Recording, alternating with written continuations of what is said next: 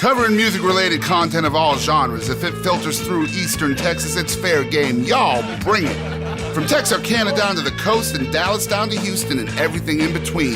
We are ETX ROCKS! Hit the brakes! Cut! Ladies and gentlemen, welcome to a brand new episode of the ETX ROCKS Show with yours truly, Boston Chris. Guys, we're super excited about our guest this week, and I'm going to read straight from his website, which you can find at powellstjohn.com.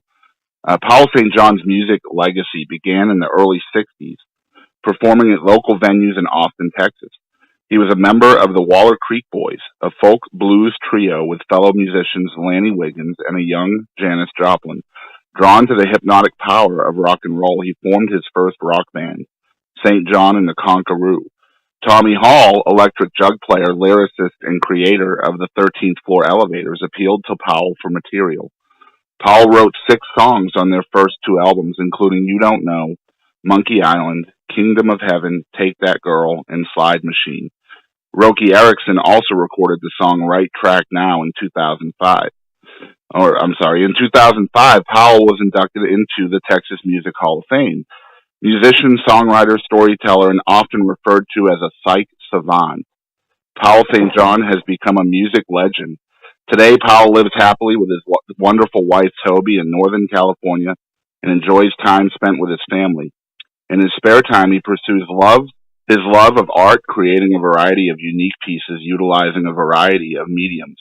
His passion for writing music continues as well as the joy of performing for live audiences. We're so excited to welcome the legendary Powell St. John to the ETX ROCKS Show. Powell, how are you doing today, man? Well, I'm doing just fine. As fine as I ever do. So, Powell, you began your musical journey in the early 60s in Austin, Texas, but the musical landscape in Austin was a bit different then as opposed to now. So tell us what Austin was like for a musician back then. It was, well, for the kind of music that I originally played when I got there, I was there in 1962, I guess is when I first got together with Lanny, Wiggins, and formed the Waller Creek Boys. And it was in the heart of the folk revival. So that's what I learned to play first of all, leading into eventually moving ourselves out to the edge of town to Threadgill's Bar, where we encountered a lot of older music that I remembered from my childhood, but I had forgotten completely until I heard it performed out there and got a whole addition to my repertoire. But then the 60s progressed, and well, I don't know, about 1964 or so, I met Tommy Hall, and, I became friends. I really admired his taste in music and so forth. And he turned me on to a lot of things that I hadn't been exposed to before, like James Brown and Wilson Pickett and acts like that. And I really admired his taste. And back in those days, Central Texas was pretty much a musical wasteland. I mean, you guys really didn't get the latest of everything, did you? Well, there was a long-time tradition of music that in Central Texas, but it wasn't what most people in my position would get into. And that's why my exposure at Threadgill's was so important to shaping my writing. Right. The fact that I relearned some songs from when I was 8 years old or so. According to my parents, when I was 3, I was walking around the house singing Pistol Packin' Mama. Al Dexter, right? Merle Travis did. Yeah. He wrote it. Yeah, Merle Travis wrote it, and I think Al Dexter made it famous, right? I'm not sure. I don't know which one I heard, but I remember the song, and I still do remember the song, as a matter of fact. And that's the kind of fun way that I got music first, along with nursery rhymes. Right. But in the 40s, when I was growing up, especially in the war years, you didn't have anything but radio that you could listen to, unless you had one of those expensive record player things. Right. Which I didn't know anyone who did. Well, maybe my uncle did. But, you couldn't even get a telephone during the 40s. And we didn't have anything but radio to listen to, but the radio was really neat, because some of it was broadcast from XEG in Monterrey, Mexico, and you could get all sorts of country acts that performed and were broadcast over that station in Mexico, because it was a 50,000 watt area. It was Wow. powerful. You could do it in the U.S., and they could be heard all over the country. And so that was prominent down there, and a big influence on what I got to hear. And so, as I said, I guess I got to the point where it was in the mid-60s, and I met Tommy Hall. And before that, diversion, anyway, I hope so. And because my life changed after I met Tommy Hall, and in a number of ways. I was already a liberal and lost the right way because of being associated with the young Unitarians in Austin. Right. And so then I had these experiences with acid. What can I say? Tommy Hall turned me on to what happened. And I began writing music in a whole other way. I'd written a few country songs and sung them at the radios, but I began writing in a much different manner. And you mentioned that you were really kind of turned on to folk music at the time, and the revival that was happening across the country. Once you started, dabbling with the psychedelic drugs, did that kind of turn your folk influence into a more, I don't know, like heavier sound that when you were writing? Well, it was a different focus for everything. Right. I initially was drawn to rock and roll because it was loud. Right. I've gotten tired of being ignored in the room because everyone else was talking so loudly that I couldn't hear what I was doing.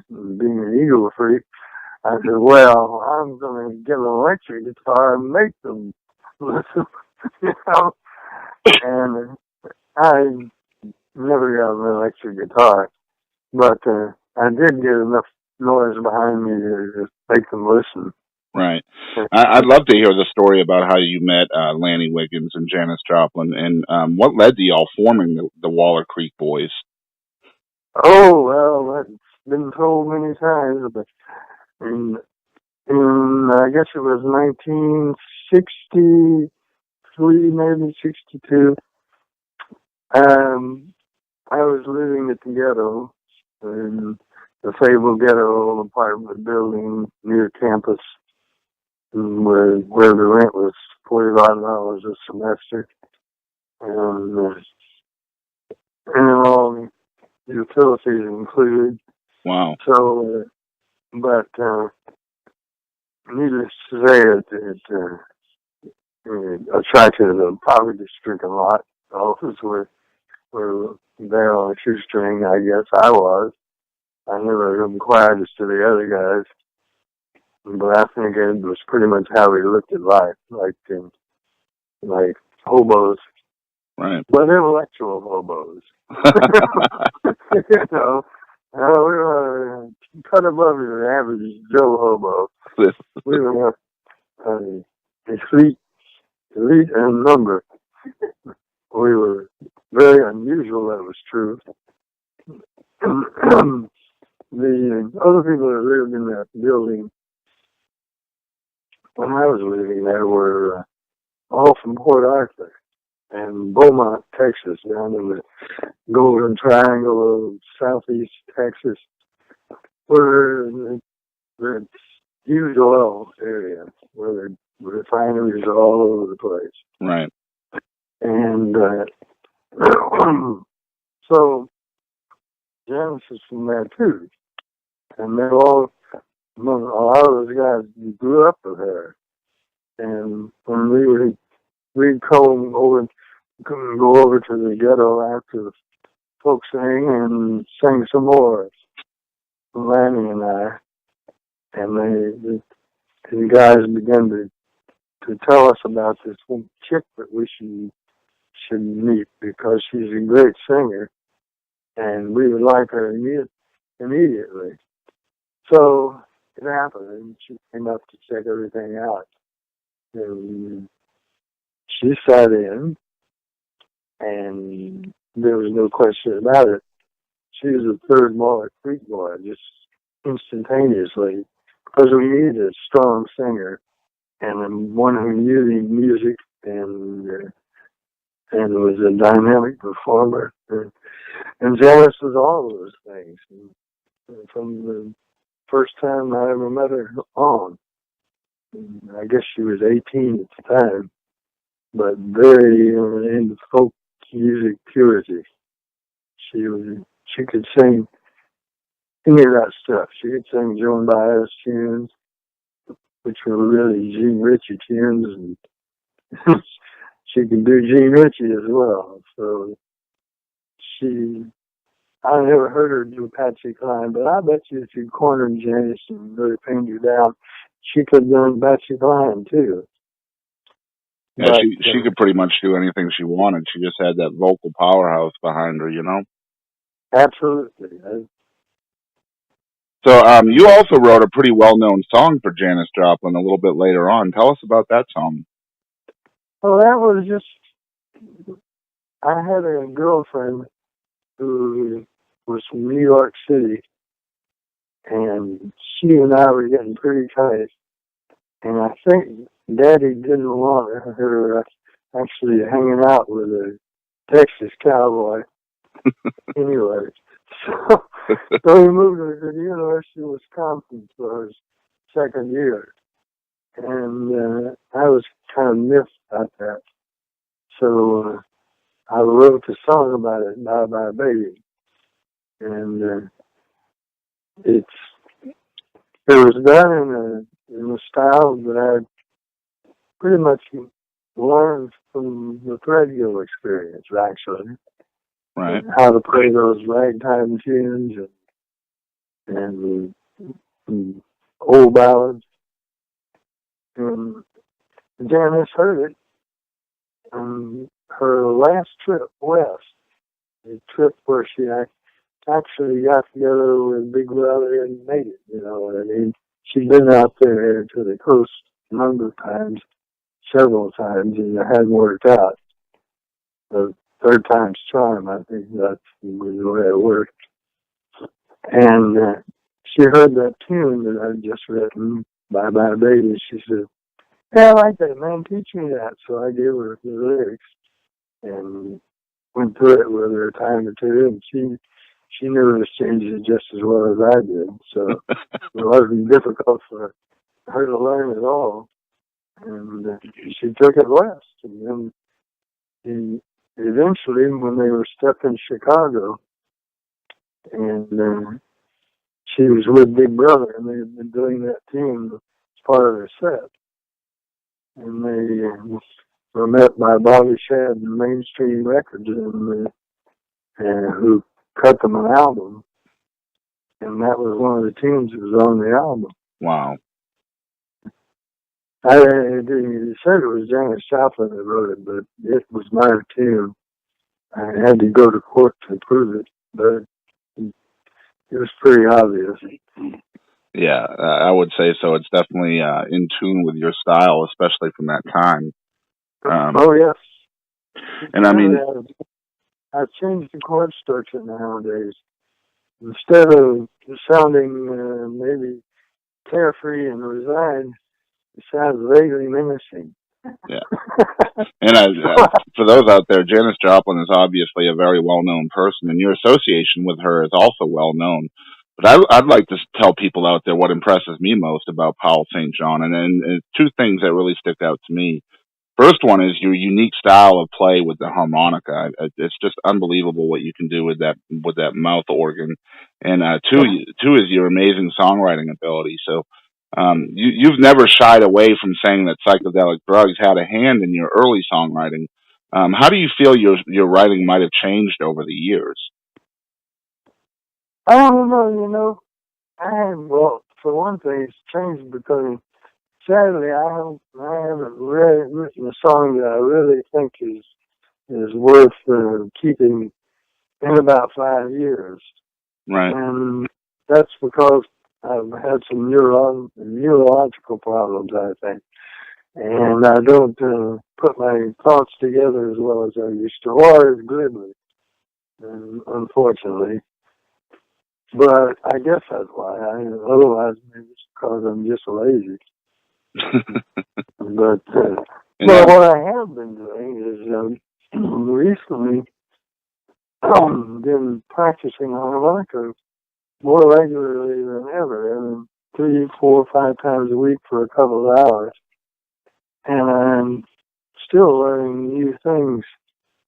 Now that we don't have Toots Fielding anymore, I want to take over and try to learn to do that.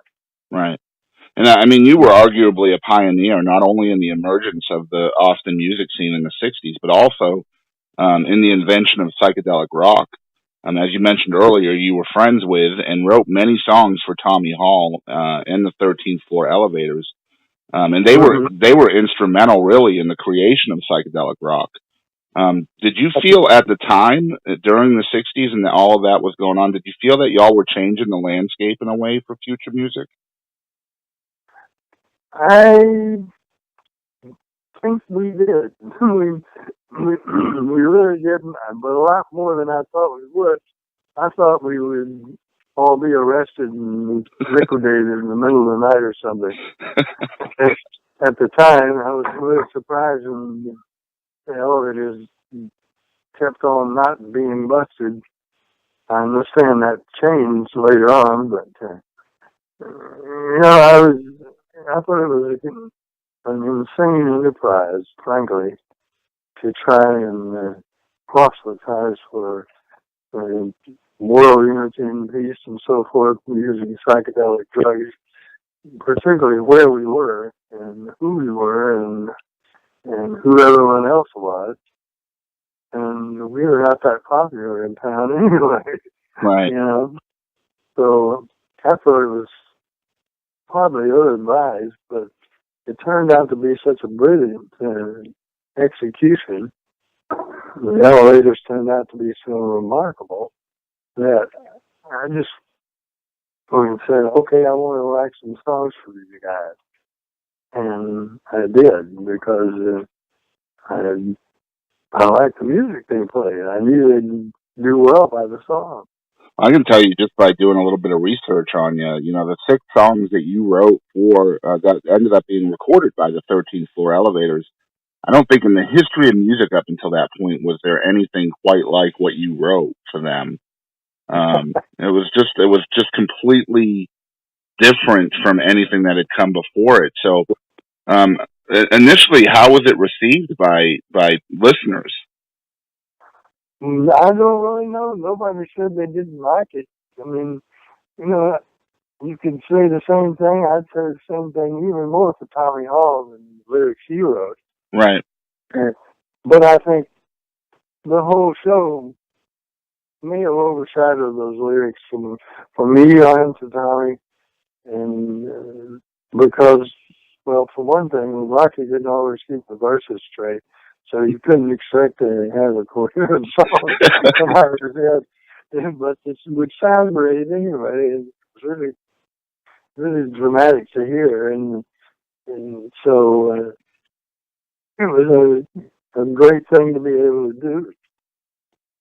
And I mean, just incredible stuff. And of course, I mentioned it a little bit earlier, but in the 60s, I mean, Texas was typically many months, if not years, behind the times when it came to music. So was this what led to your departure and move to California? Well, no, there were a lot of other bands playing around in Texas. lot of big action in Houston and so forth. And Royhead and people like that were out there doing their stage shows and such. But it wasn't that there was lack of music. I could have stayed in Austin and played with the Conqueror more and done some more stuff with them for sure.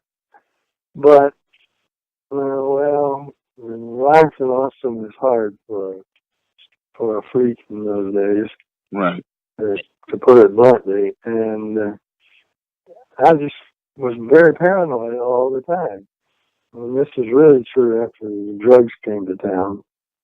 And I was on the dean's list anyway for some reason. But nobody ever disclosed what it was. And I never got called in or anything. But I was just on the list. Like, one of you going to do something eventually. So, it wasn't it felt like a hostile environment to me. And we were on the vanguard of doing some weird stuff that Austin not seen before, really. Right. And then Charles Whitman climbed up in the tower and killed all those people. Yeah. And I said, that's it. I can't live in this town anymore. I'm going west. Because it was not that difficult a decision to make. I was planning to drop out of graduate school anyway. And I didn't have anything that I could really do in Austin anymore. The elevators were in Houston most of the time, or in Dallas, or somewhere else, or in jail. And I didn't get into that. And so one night I just went back to my place, put everything together, and took it over to a friend's house and said, did my parents come by and pick this up just to give it to them? And then took off and went to Mexico with a couple of friends of mine. And they came back after a couple of weeks. I stayed 3 months. And, wow. And before I managed to hitch a ride with some college kids from Salinas, California, that took me all the way to San Francisco, dropped me off in front of the place I was supposed to stay. So that's how I got to California. And around the time you moved to California, you and Tracy Nelson founded the Mother Earth Band, which was basically located in Nashville, I believe. Can you tell us about Mother Earth and why it was so short-lived for you? Well, actually, let me see.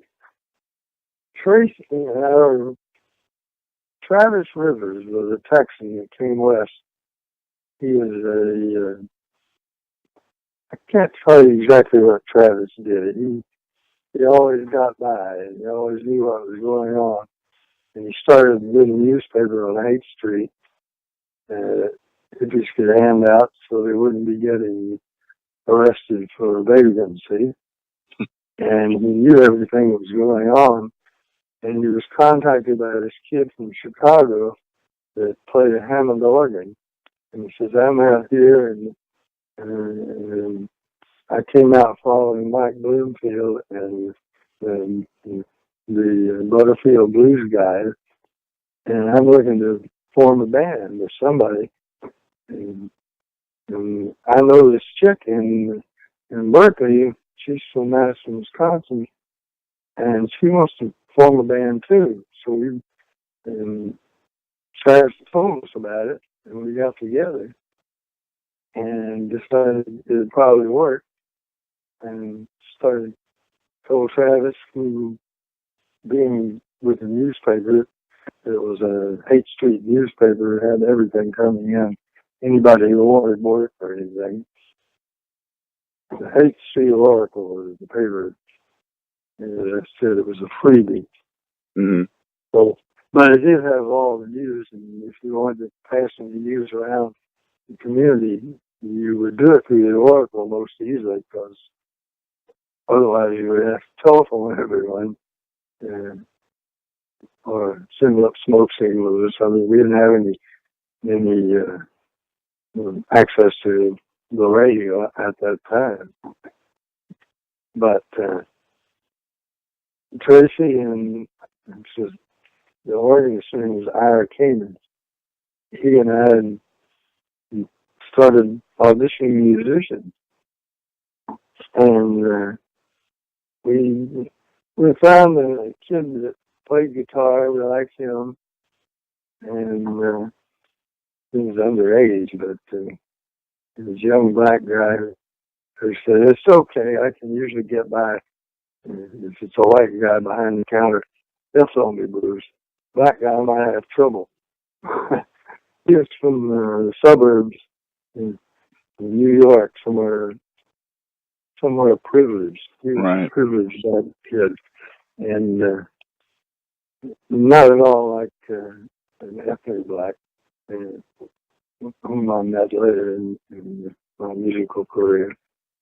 But nice guy anyway. He wound up later on with the Funkadelics. And, but we had him, and then we didn't have a drummer, we didn't have a bass player, and we didn't have a keyboard player, other than Tracy, who plays some keyboards, but she's like to sing mostly. Right.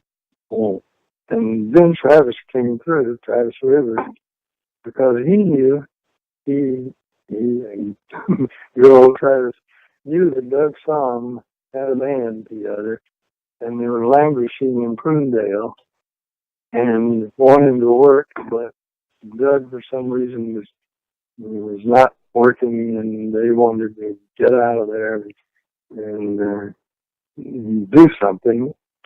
So he brought up a keyboard player and a bass player and the drummer from the Doug Somm band, and it was already a coordinated unit. They'd been playing together a couple of years, and so it was easy enough for them to fit Tracy and me into the act, and it was very convenient for Tracy and me because without a whole lot of equipment, a lot of experience and repertoire of our own, and we ran short of things to sing. Well, hell, the trio can take over and they play jazz for $10.50. Because the keyboard player was another legendary Texas piano player, Wayne Talbot. Wow, yeah. Real nice guy. Not, as my mother would have said, not worth killing, but a real nice guy. The real cool thing about Mother Earth too was I think that you and Tracy were kind of both lead vocalists, and you both had incredibly different styles. Yes, they were calling us a schizophrenic band on the scene. Yeah, because you were more into the rock and the folk and a little bit of country and jazz, and she was more into the heavy electric blues and stuff like that, right? At first, but by the time we were cutting the first album, she was already looking toward doing some country style stuff. Right. She did Doug Somm's tune, "I Want to Be Your Mama Again." I don't know, Just Your Friend, something like that. I can't remember myself. But she was already toying with the idea, because the second album that we did together was one side was country music and the other side was city music, city side, countryside. Wow. So we had some heavy guitar on there, and I had a rock and roll psychedelic influence tune, and Tracy did some, well, a lot of other things, like, gosh, I can't remember what was on that particular record. But I guess people were pretty impressed that there was so many different sounds coming out from the same stage. yeah, I guess so. Well, after that record, we cut it in Nashville. After that record, I had decided I was done with the music business. I've been on tour for a couple of months, and I'd always dreaded going on tour, afraid it would be like I imagined it would be, and it was much worse than that. So, I was kind of disgusted with the whole thing anyway. I didn't want to stay in Nashville, basically, and Tracy did. Yeah, I mean, you wanted to move west, and you ended up going east. Yeah, I've been going east before. I've been in the South before, and I've been in places like Nashville, Tennessee. And they're okay, but I wasn't enchanted with them as I was with the West Coast. And so I quit the band and came back west and tried to get something together for a while, and it didn't quite work out. And eventually I got a job working in the jewelry trade, doing some things that I'd learned to do in college, actually, and did that for a number of years. Wow. And played on the side, not publicly, but just around my house, sitting on the living room, So I'd like to bring you all the way to 2005 now. In 2005, you were inducted into the Texas Music Hall of Fame. Congratulations, by the way. That's a huge honor. Oh, thank you. And this was during a ceremony at South by Southwest, and immediately you were back in the studio, this time in Austin. And some almost 50 years after your musical journey began, now here you are recording your very first solo album. So tell us what that experience was like. Well, I retired in 2005 from my day gig. Okay. So there was nothing else that ever worked for me to make me any money much, except music.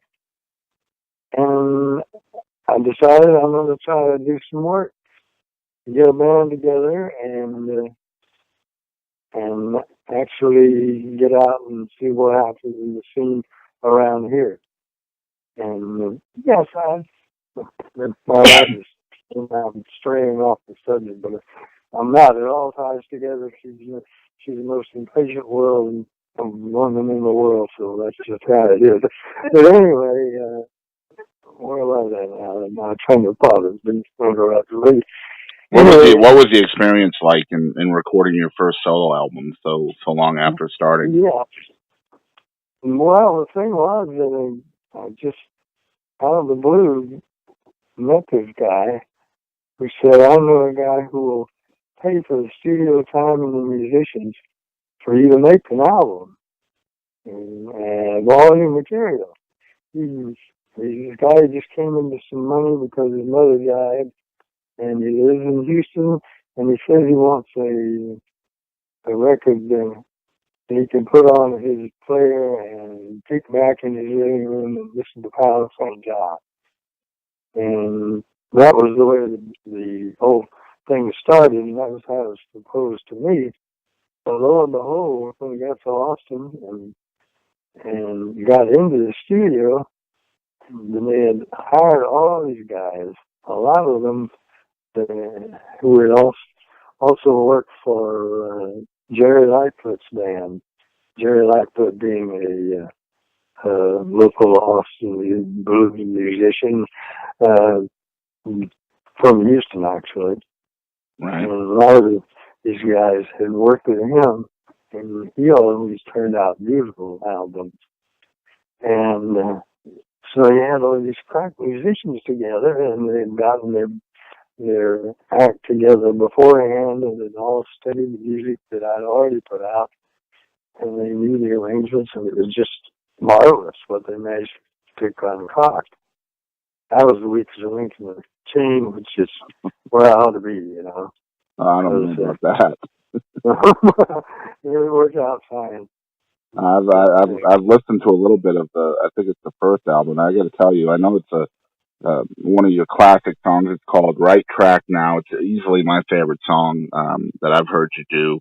And I would love to direct people who are listening to your YouTube channel. It's Powell St. John, and just type in the words Right Track Now and just immerse yourself into the genius of Powell St. John. You guys will really, really love it.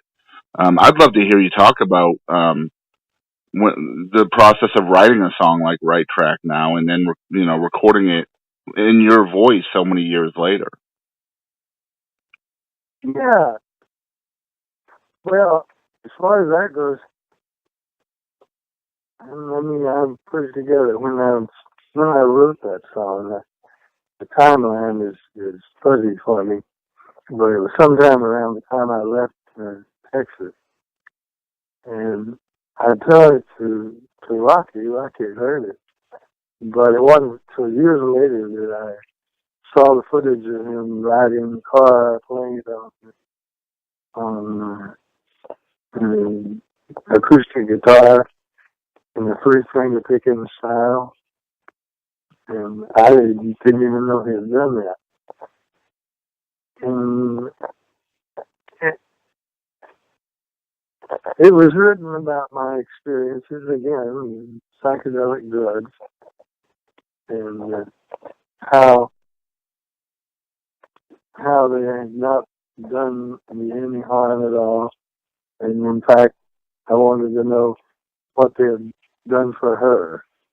And it was calling my lover back. Right. And telling her I was okay. You could say I was out of rehab or something. Anyway. Well, I really enjoy that song, and I want folks out there, if they take one thing away from this interview, I would love for folks to actually go and listen to what Powell St. John has created for all of us. We're real excited at the show to be able to talk to Powell today. And we have a segment, Powell, called What the Heck? I told you about this a little bit earlier. And basically all this is 5 questions that are kind of silly and don't really have much of a meaning. And I hope you enjoy it, man. But here's my 5 questions for you that have no meaning. This is What the Heck with Powell St. John. Number 1, if you could wake up tomorrow in the body of someone else, who would you pick and what would you do? I'd be Meryl Streep, and I'd be tweeting it. And our president-elect. Oh, great answer. Okay. Number 2, if you could get rid of one state in the United States, which one would it be and why? Well, probably Alabama. All right. Number 3, you're sitting in a restaurant alone when a rhinoceros wearing a cape walks in. Why is he there and what does he do? I don't know. What does the rhinoceros wearing a cape do? That's what I'm asking you, Powell. I just said I didn't know.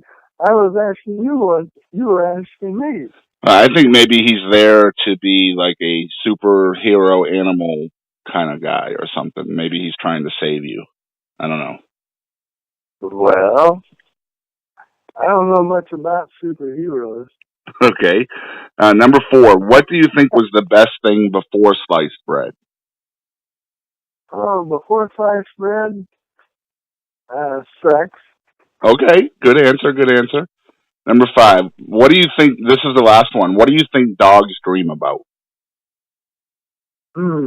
Other dogs. I would imagine so, probably. Either that or chasing rabbits. Probably. Yeah. So we talked about your albums, Powell, and I would love for folks out there to be able to purchase your CDs and your albums. So where's a good place for people to find your music and purchase it? The CD Right Track Now might be out in a few record stores. It was never really promoted or put out. Okay. And then there's another CD called On My Way to Houston by Tompkins Square Records. And you might be able to find that in some record stores. You could go to probably Tompkins Square and order it from there. Okay. And he's got a new record that's going to come out later on this year. And there also is talk about doing a harmonica album. That would be awesome. Yeah, I don't know what that would be about, but Well, if you guys are interested out there in purchasing Powell St. John's albums, just Google his name, and if you can't find anything, he does have a YouTube channel. It's Powell St. John, ST period JOHN St. John on YouTube. Check out his music there. And Powell, thanks a lot for coming on the ETX Rock Show. We appreciate it. well, thank you for having me. Hey guys, it's Ali Venables. Support local music and ETX Rocks. Hey y'all, this is Tia Goins, and thank you for tuning in to the ETX ROCKS Show.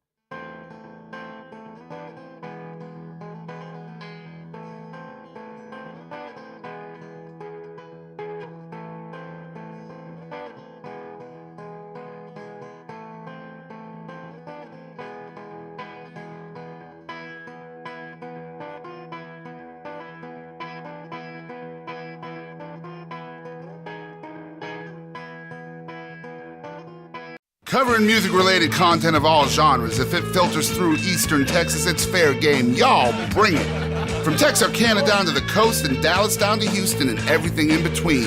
We are ETX Rocks! Hit the brakes!